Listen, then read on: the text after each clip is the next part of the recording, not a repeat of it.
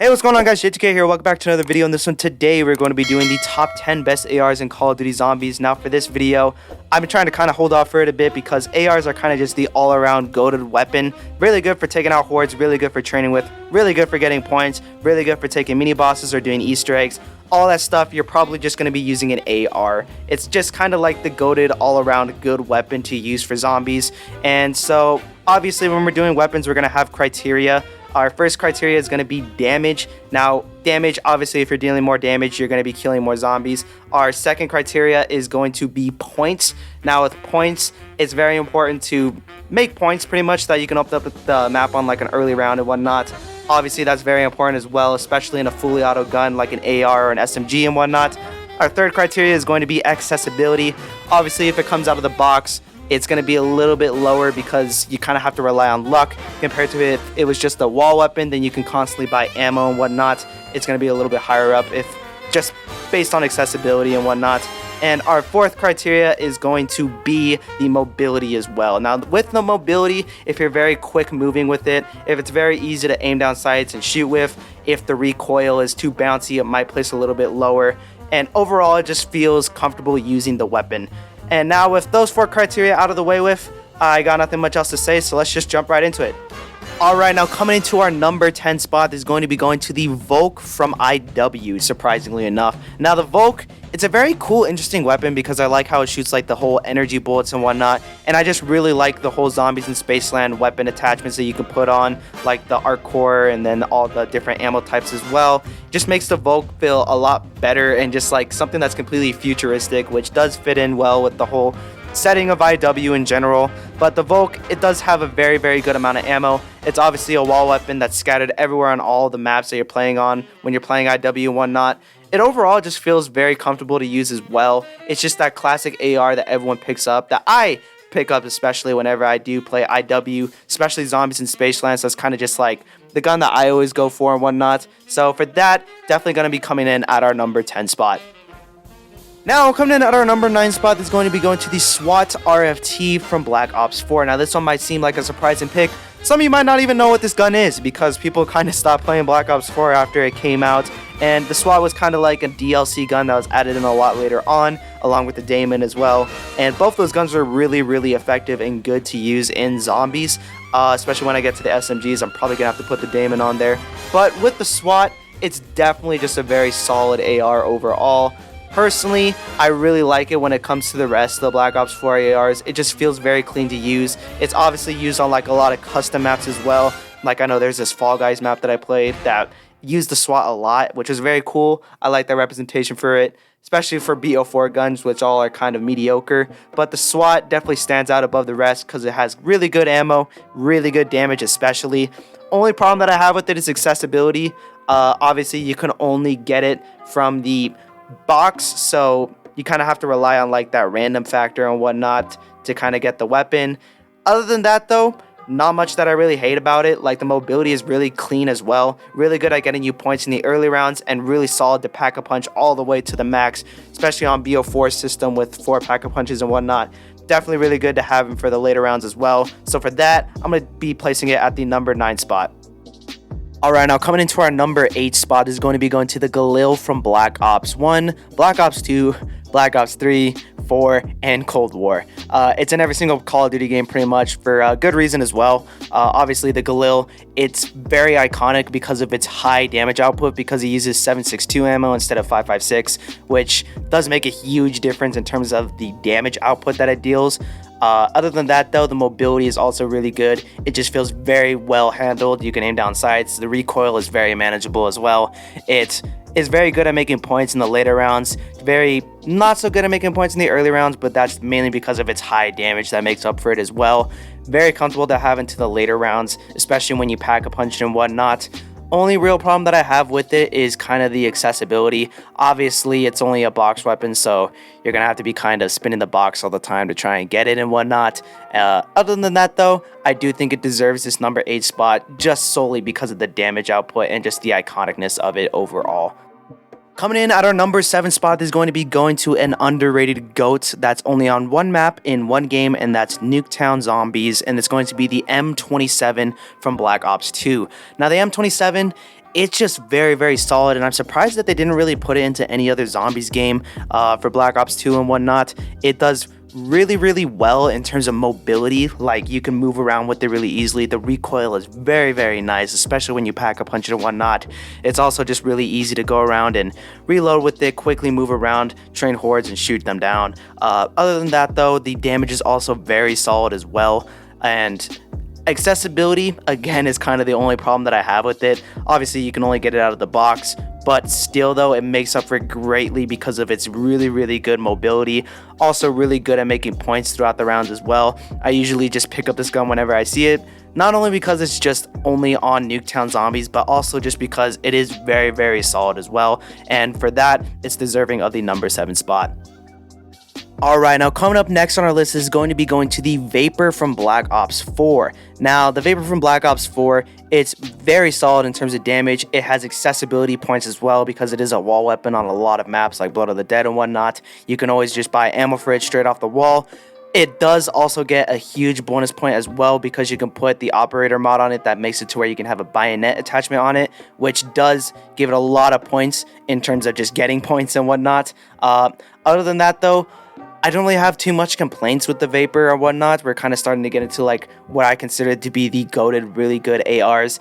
Only real complaint that I have is that I wish it did a little bit more damage. I find the damage that it just normally puts out to be a little bit lacking, especially in the later rounds, but it does make up for it tremendously in just having good mobility, good accessibility, and that bayonet to help you in the early rounds with points. So for that, it's going to be making our number 6 spot. Now, coming into our top 5 best ARs of all time, this is going to be going to the ICR at our number 5 spot. Now, the ICR, it's in Black Ops 3, it's in Black Ops 4, and for very good reason as well. It's just very, very solid, and when you think of ARs for those futuristic games like Black Ops 3 and 4, you're mainly just going to go to the ICR because it's the first one that you unlock all the time for both of those games, and it's just very, very solid overall. Mobility is very solid, it's a wall weapon, so you never have to worry about ammo. Damage is very solid. Just everything about it is just great. I don't really have any complaints about it. It's just there's better ARs out there. So for that, I do think it deserves a really high listing, but only for our number 5 spot.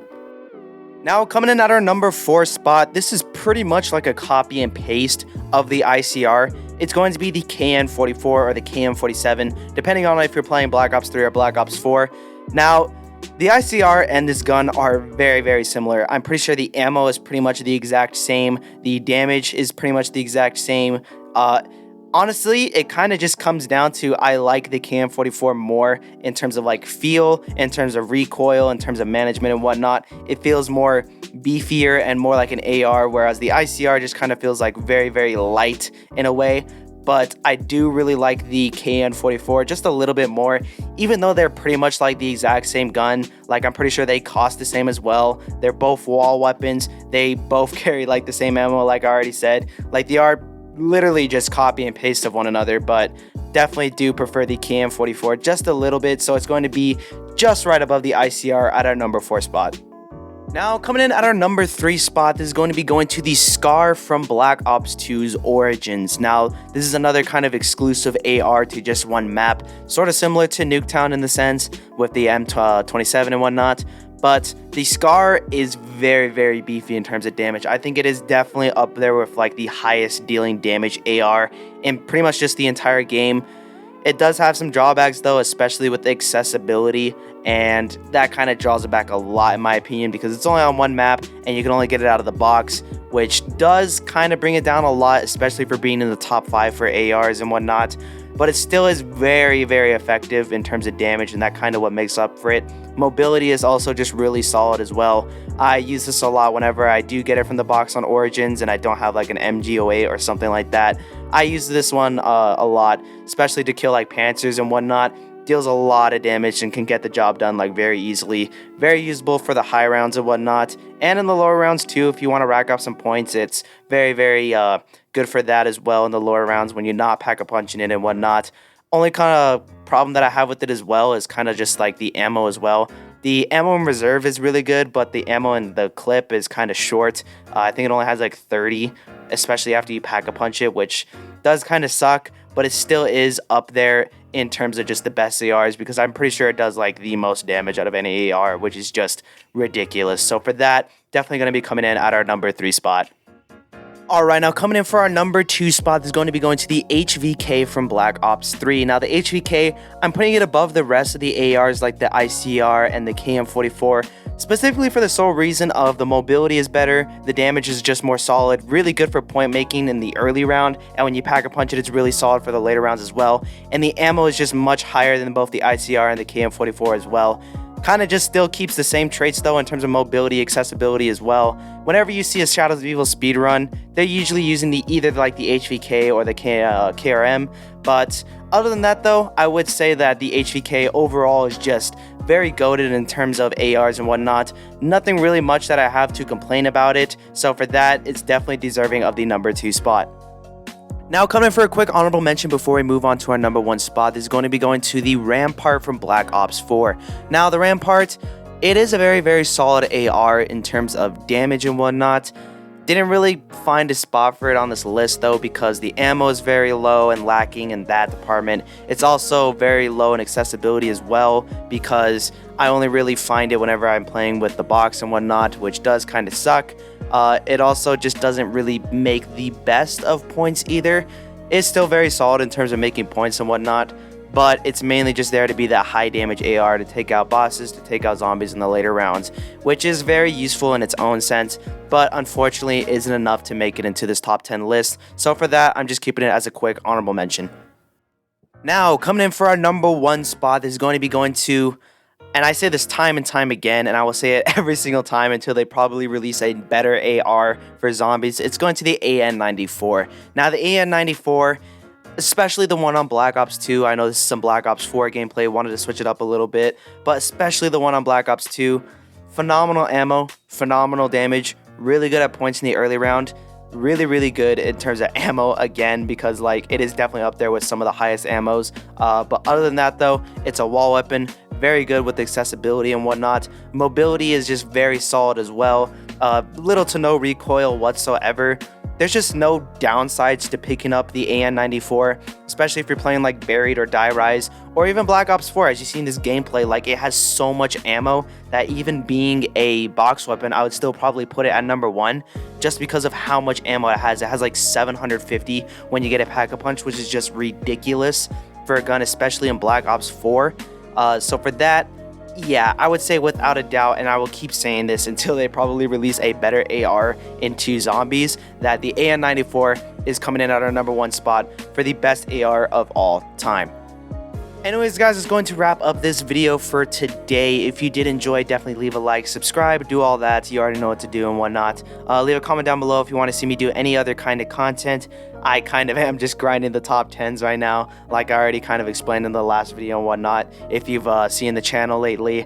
But yeah, I still do enjoy making top 10s. I enjoy making zombies content. I probably will always enjoy making zombies content, because zombies is kind of just like half of my life. I've been playing ever since like Black Ops 2 and whatnot, so definitely up there in terms of my favorite games and whatnot.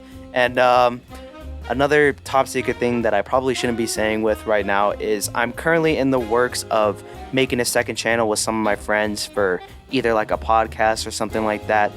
It's in the works right now, can't really promise it, but yeah, hopefully we can look forward to that as well. And yeah, I got nothing much else to say, so peace.